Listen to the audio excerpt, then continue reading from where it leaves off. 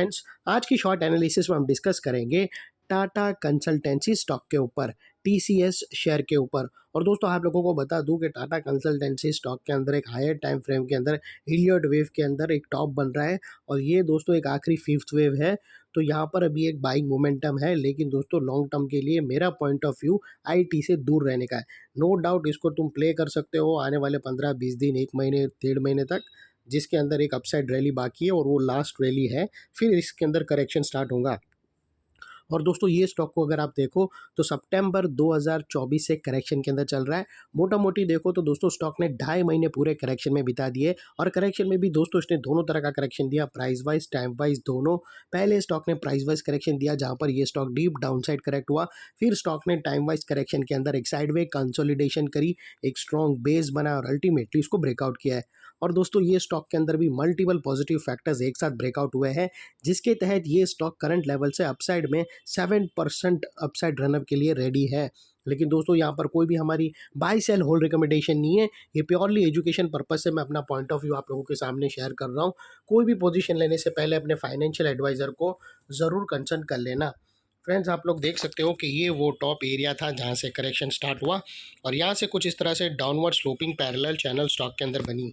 और जब तक स्टॉक ये डाउनवर्ड स्लोपिंग पैरेलल चैनल में था, स्टॉक प्राइस वाइज करेक्शन के अंदर एंगेज रहा और यहाँ पर कुछ लोअर लोज हिट होते गए।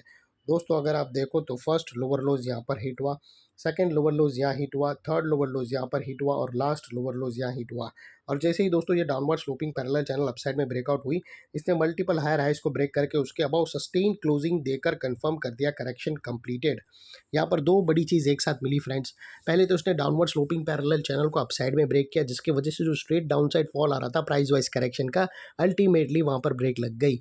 और सेकेंडली इसके अंदर जो back to back lower lows hit हो रहे थे वो स्टॉप होके उसके अगेंस्ट में first time higher highs register हुए क्लोजिंग बेसिस पे, जो हमें कंफर्म करता है कि स्टॉक के अंदर बॉटम लग गई है, करेक्शन कंप्लीटेड और ट्रेंड इसका चेंज हो चुका है। करेक्शन का ट्रेंड बाई साइड की तरफ शिफ्ट हो चुका है। अनलेस एंड अनटिल यहाँ पर कोई नया लोअर लोज ना मिले या फिर पुराने लोअर लोज के नीचे क्लोजिंग ना मिले, तब तक हम यही मानकर चलेंगे कि यहाँ पर बॉटम लग गई है और करेक्शन कंप्लीटेड।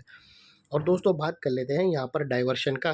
तो फ्रेंड्स अगर आप MACD डालकर चेक करो तो आपको यहाँ पर क्लियरली पॉजिटिव डाइवर्शन विटनेस होगा।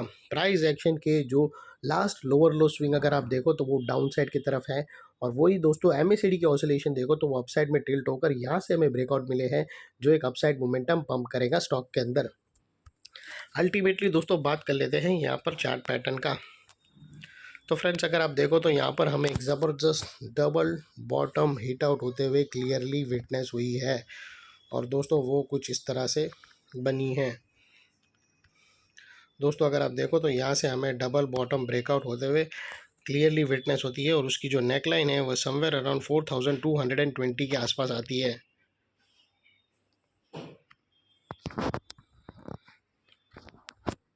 जस्ट अ मोमेंट फ्रेंड्स, ये डबल बॉटम है और दोस्तों ये जो इनसाइड रेंज है डबल बॉटम की, ये तकरीबन 7 से 8% की है।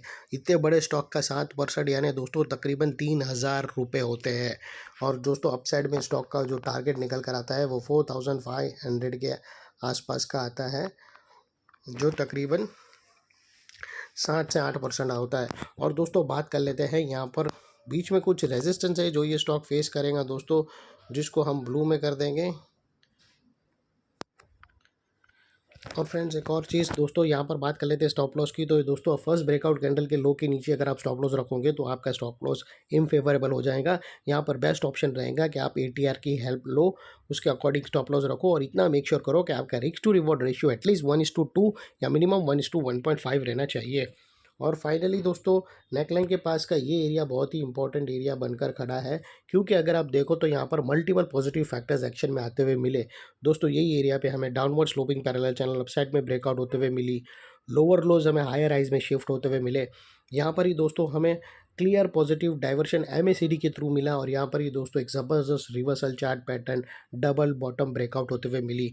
तो वो लिहाज से दोस्तों ये एरिया जो अभी तक एक स्ट्रॉन्ग रेजिस्टेंस था वो अल्टीमेटली स्ट्रॉन्ग सपोर्ट बनकर खड़ा है। और दोस्तों इन केस अगर स्टॉक टारगेट से पहले बीच में ये जो ब्लू लाइन है जो एक स्ट्रॉन्ग रेजिस्टेंस है, अगर स्टॉक ने वहाँ पर सेलिंग प्रेशर फेस किया और वापस वो नेकलाइन को रीटेस्ट करने आया, तो दोस्तों रीटेस्ट के टाइम पे नेकलाइन का ये एरिया सामने आके एक स्ट्रॉन्ग सपोर्ट का काम करेगा और स्टॉक को इधर अपसाइड में पुश करेगा या साइडवे कंसोलिडेशन में। और इतने बड़े स्ट्रॉन्ग सपोर्ट के नीचे क्लोजिंग बेसिस पे आप लोगों का स्टॉप लॉस रहना चाहिए जो आसानी से हिट ना हो। और बाय एनी चांस अगर क्लोजिंग बेसिस पे हिट हो जाता है तो दोस्तों नो इफ नो बट सीधा स्टॉप लॉस देकर ट्रेड को वाइंड अप। ये थी हमारी शॉर्ट एंड स्वीट एनालिसिस। अच्छी लगे तो प्लीज़ चैनल को लाइक शेयर सब्सक्राइब ज़रूर करना और ये स्टॉक को अपने रडार पे ज़रूर रखना। Thank you. जय हिंद।